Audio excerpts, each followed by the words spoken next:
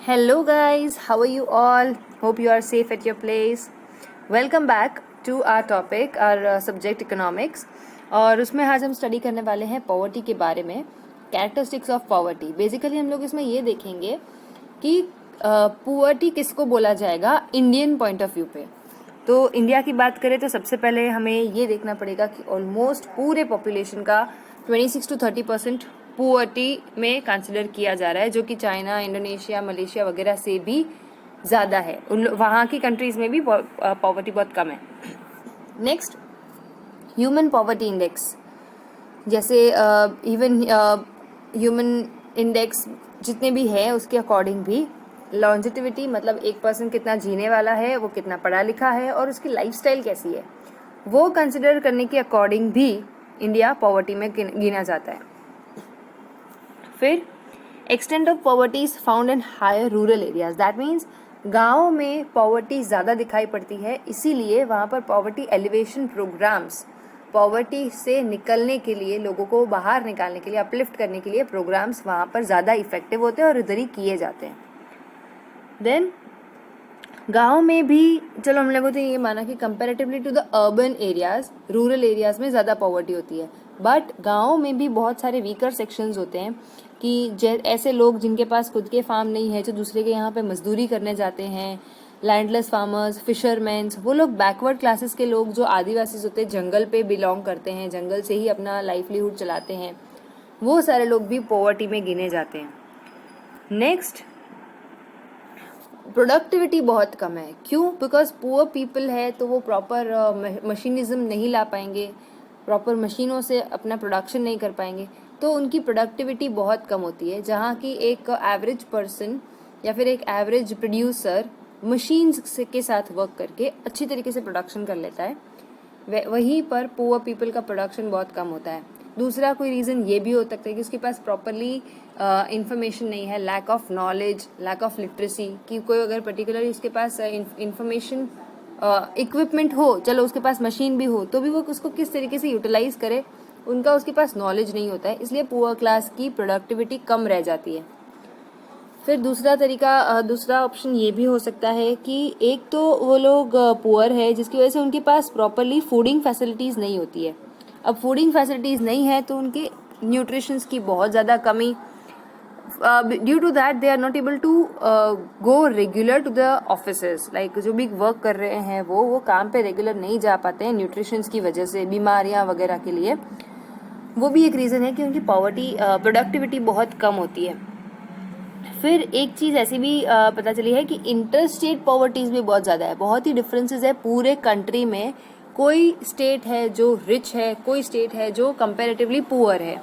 Like example, अगर poverty ज़्यादा कहाँ पे पाई जाती है तो Bihar, Orissa, Jharkhand, north east states में, राजस्थान, मध्य प्रदेश में पॉवर्टी ज़्यादा इफेक्ट होती है कंपेयर टू बाकी स्टेट्स की. सो कॉजेज ऑफ पॉवर्टी, ये तो थी कैरेक्टरिस्टिक्स कि पॉवर्टी किस तरीके की हो सकती है और इंडिया में उसको क्या डिफाइन किया गया है. फिर आते हैं रीजंस क्या क्या है, what are the causes of poverty. Poverty क्यों ज़्यादा बढ़ती जा रही है इंडिया में. तो एक तो हमारा इकोनॉमिक डेवलपमेंट बहुत स्लो है. इकोनॉमिक डेवलपमेंट स्लो है, व्हाट डज इट मीन्स कि हमारा जीडीपी ग्रोथ रेट जो बढ़ना चाहिए हर तरीके से, वो उतना नहीं बढ़ पा रहा है. हमारी कंट्री के अकॉर्डिंग एवरेज ग्रोथ रेट हमारा 8 तक होना चाहिए, 8% तक, तो जाकर पॉवर्टी को हम लोग कुछ हद तक रिड्यूस कर सकते हैं. बट नहीं, हम लोग 5 to 6.5% तक ही हैं काफ़ी टाइम से. इसीलिए हम लोग जो डिटरमाइंड किया हुआ होता है कि हाँ चलो इस साल हम लोग इतनी पॉवर्टी रिड्यूस कर लेंगे, बट वो नहीं कर पाते हैं. देन पर कैपिटा कंजम्पशंस बहुत ही लो है. अब ग्रोथ रेट कम है, इसीलिए पर कैपिटा कंजम्पशन कम है. कंजम्पशन इन द सेंस जितना भी प्रोडक्शन हो रहा है पूरी की पूरी कंट्री में. फॉर एग्जांपल हम लोग वीट के प्रोडक्शन की बात करते हैं. एक कंट्री में on an average for example 100 quintals of wheat produce हो रही है. पॉपुलेशन बहुत ज़्यादा है, इसीलिए हमारा पर कैपिटा कंजम्पशन, मतलब एक पर्सन के हिस्से में आने वाला फूड, वीट, कम होगा. और वही रीज़न है, हम लोगों ने जैसे पहले बात की कि प्रोडक्टिविटी कम हो जाएगी अगर उनको फूड नहीं मिल रहा है, न्यूट्रिशंस नहीं मिल रहे हैं. प्रोडक्टिविटी कम होने की वजह से लैक ऑफ स्किल्स, फिर इलिटरेसी भी आएगी, और वो रीज़न से ये विशियस सर्कल चलता रहेगा। विशियस सर्कल का मतलब ये होता है कि ये दलदल की तरह होता है जो अंदर धंसता ही जाए और उससे बाहर नहीं निकल पाता है। सेकेंड पॉइंट है little trickle down effect.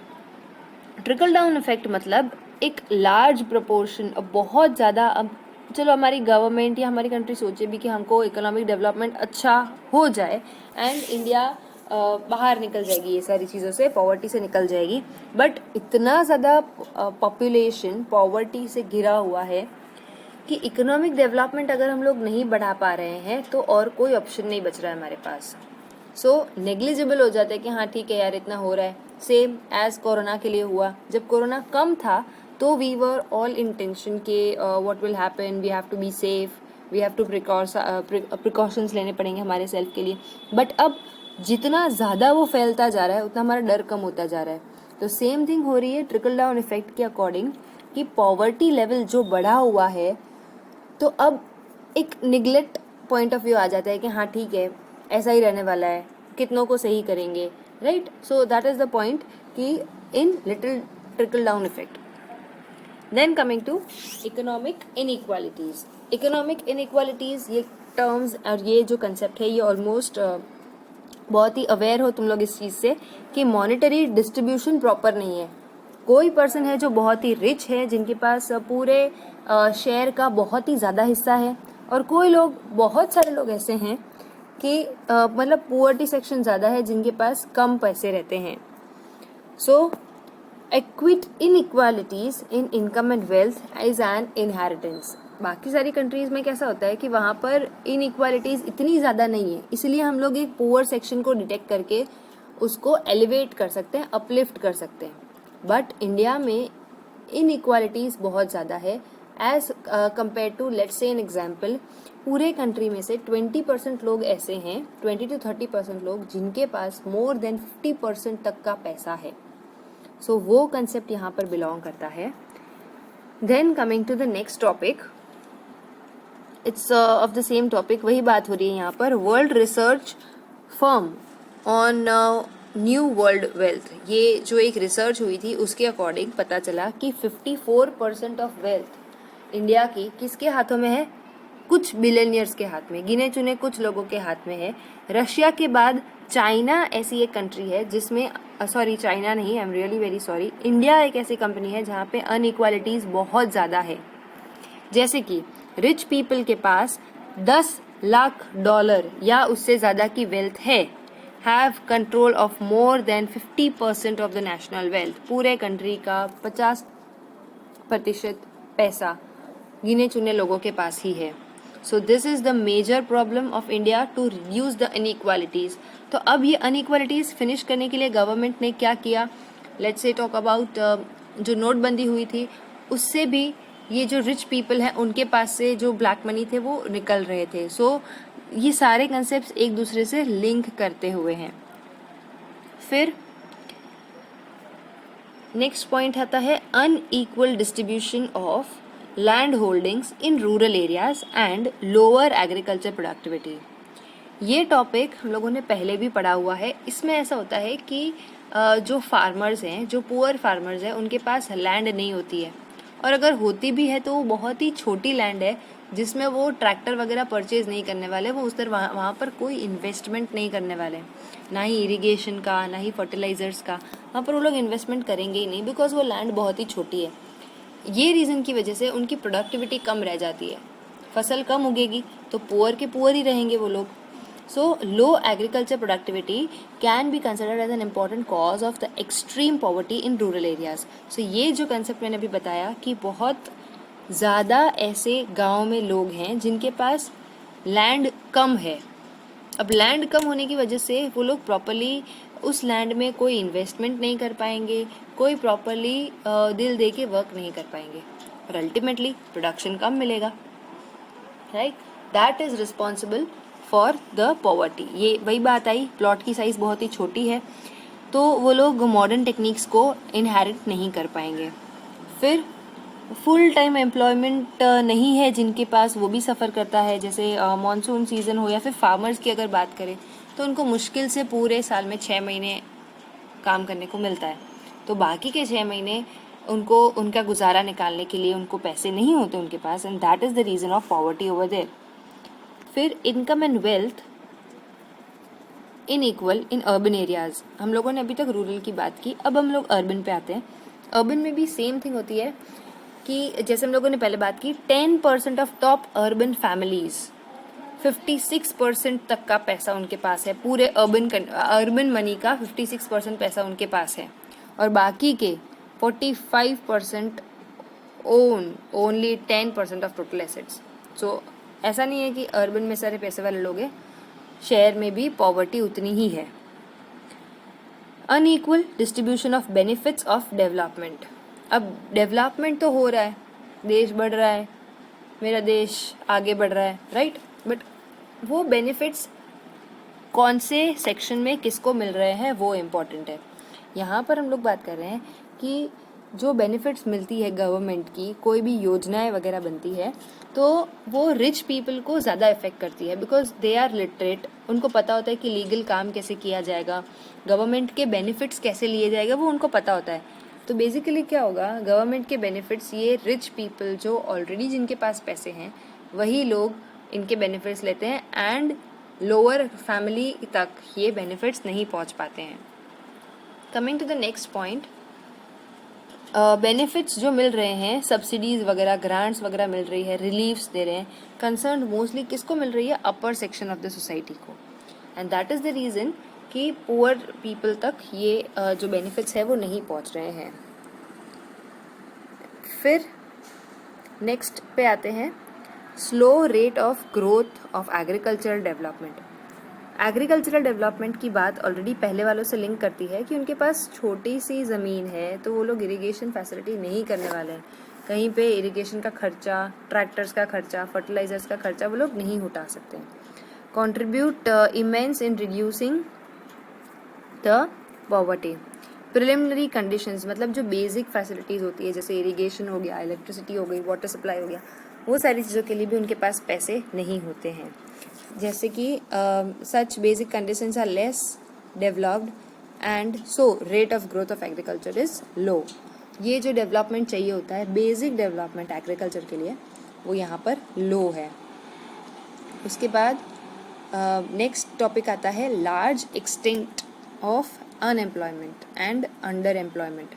Under employment का कंसेप्ट, इट्स गाइज, ये ऐसा कंसेप्ट है जिसमें आपकी कैपेसिटी ज़्यादा होती है, बट आपको बाकी आपकी कैपेसिटी के अकॉर्डिंग जॉब ना मिलने की वजह से आप अपने से लोअर स्ट्राटा पे काम कर रहे होते हो, right. So that is under employment and unemployment, you all are aware of that. Unemployment है, इसी वजह से पॉवर्टी होती है। अब घर में पैसे ही नहीं आ रहे हो तो दैट पर्सन बिकम्स पुअर, वो पूरी फैमिली पुअर बन जाती है। दूसरा एक कंसेप्ट है disguised unemployment. Disguised unemployment means कि जहाँ पर ज़रूरत, अगर 4 लोगों की ज़रूरत है वो पर्टिकुलरली काम करने के लिए, लेकिन वहाँ पर 6 लोग काम कर रहे हैं, तो 2 लोग कहे तो जाएंगे कि वो एम्प्लॉयड है वहाँ पर, लेकिन उनका कोई प्रोडक्शन में कंट्रीब्यूशन नहीं है। 2 लोगों को हटा दे तो भी उतना ही प्रोडक्शन होना है जितना 4 लोगों से हो रहा था या 6 लोगों से हो रहा था। सो this is the reason disguised unemployment India में बहुत ज़्यादा है, और ये एक ऐसा साइलेंट फीचर है जो हमको पता नहीं चलने देता है कि एग्जैक्टली अनएम्प्लॉयमेंट कितनी है। तो ये चीज़ें, ये जो लैग बैक है वो हमको निकालना पड़ेगा। उसके बाद इन्फ्लेशन, महंगाई बढ़ने की वजह से भी पॉवर्टी बढ़ जाती है। अब महंगाई बढ़ने से पॉवर्टी कैसे बढ़ेगी, खाने पीने के दाम बढ़ेंगे, स्कूल की फ़ीस बढ़ेगी, पेट्रोल के खर्चे बढ़ जाएंगे, इलेक्ट्रिसिटी के खर्चे बढ़ेंगे, तो ये सारी चीज़ें, इन्फ्लेशन मतलब प्राइस राइज होना, जितना प्राइस राइज होगा तो एक पर्सन की परचेजिंग कैपेसिटी कम हो जाएगी। अब परचेजिंग कैपेसिटी अगर कम हुई तो उनको अपनी नेसेसिटीज़ के लिए भी पैसे नहीं मिल पाएंगे, and that is the reason they will have to sacrifice, they will have to suffer. उसके बाद आते हैं लार्ज फैमिली साइज़। एक बड़ी फैमिली होना, उसमें क्या होगा कि found the number of childrens are high in poor families. अब वो क्यों होता है, बिकॉज वो फैमिली प्लानिंग मेथड्स यूटिलाइज नहीं करते हैं, और ऐसी भी उनकी सोच होती है, ऐसी मान्यता होती है कि more hands will fetch more income, जितने ज़्यादा लोग होंगे उतना ज़्यादा कमाने को मिलेगा। ये सोच के फैमिली तो बढ़ा लेते हैं, बट वो फैमिली को जिनका उनका जो नरिशमेंट होना चाहिए, जितना खाने पीने के लिए, पढ़ाई लिखाई के लिए जो बच्चों का खर्चा होता है, वो तो उनके पास है नहीं। सो this is the reason poverty बढ़ती जाती है। फैमिली बढ़ने की वजह से पॉवर्टी बढ़ जाती है। Wild spread illiteracy, poverty and illiteracy are not different, दोनों सेम डेंजर है एक कंट्री के लिए। और ये कहा है ना, two sides of a same coin, ऐसी बात हो जाती है। बिकॉज एक जो इलिटरेट पर्सन है उसको कहीं पे काम नहीं मिलेगा, वो प्रोडक्शन में इन्वॉल्व नहीं हो पाएगा, उसको पैसे नहीं मिलेंगे, वो पुअर रह जाएगा।